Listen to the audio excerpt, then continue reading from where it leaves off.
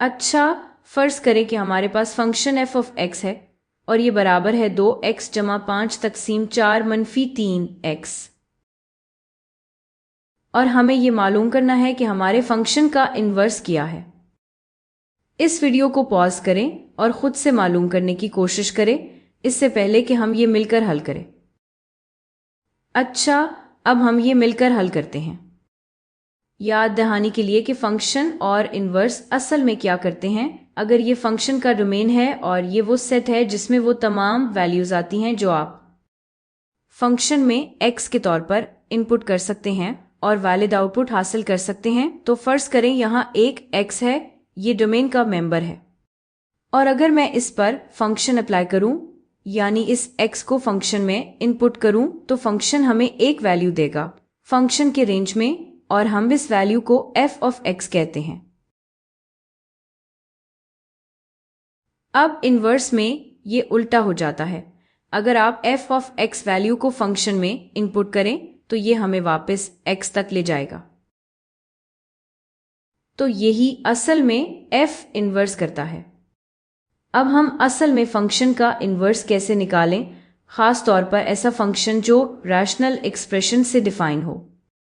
मेरा तरीका यह है कि फर्ज करें y हमारे फंक्शन f ऑफ x के बराबर है या y function f of x है, तो हम कह सकते हैं कि y बराबर है 2x जमा 5 तकसीम 4 मनफी 3x। हमारे इन्वर्स में x और y का ताल्लुक उलट जाएगा, तो हमारे इन्वर्स में ये सच होगा कि x बराबर होगा 2y जमा 5 तकसीम 4 मनफी 3y।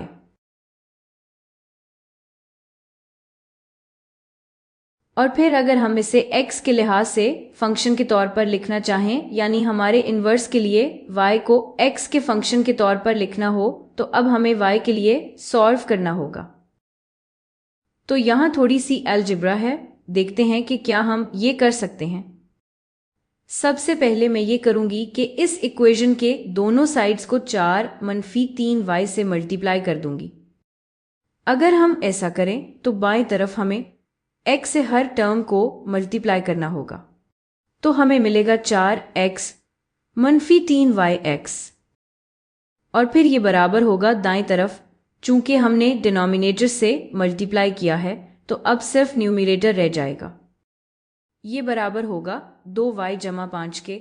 और ये थोड़ा मुश्किल लग सकता है क्योंकि यहाँ x और y दोनों आ रहे हैं। हम असल में करना क्या चाह रहे हैं,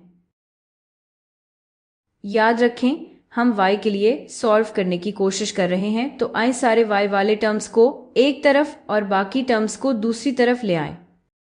तो आए यहाँ से ये 2y हटा दें। असल में मैं दोनों तरीकों से जा सकती हूँ। आए यहाँ से ये 2y हटा देते हैं, तो आए दोनों तरफ से 2y सब्ट्रैक्ट करते हैं और साथ ही बाईं तरफ से ये 4x भी हटा देते हैं। तो आए दोनों तरफ से 4x को मनफी करते हैं और फिर हमारे पास क्या रह जाएगा, बाईं तरफ हमारे पास रह जाएगा मनफी या मनफी 5, या असल में ये इस तरह होगा, ये होगा मनफी 3yx मनफी 2y। और आप सोच सकते हैं ये कहाँ जा रहा है, लेकिन मैं अभी आपको दिखाती हूँ। बराबर है वो टर्म्स कैंसिल हो जाएंगे और हमारे पास रह जाएगा 5 मनफी 4x। अब एक बार फिर हम y के लिए सॉल्व करने की कोशिश कर रहे हैं, तो आए यहाँ से y को फैक्टर आउट कर लेते हैं और फिर हमारे पास होगा y मनफी 3x मनफी 2 बराबर है 5 मनफी 4x।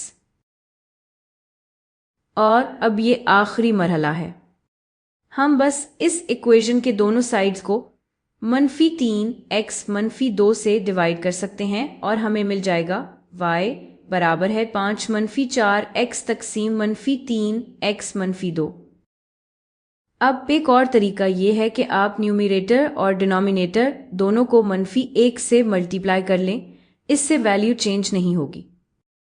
और फिर आपको मिलेगा न्यूमरेटर में 4x मनफी 5 और डिनोमिनेटर में 3x जमा 2।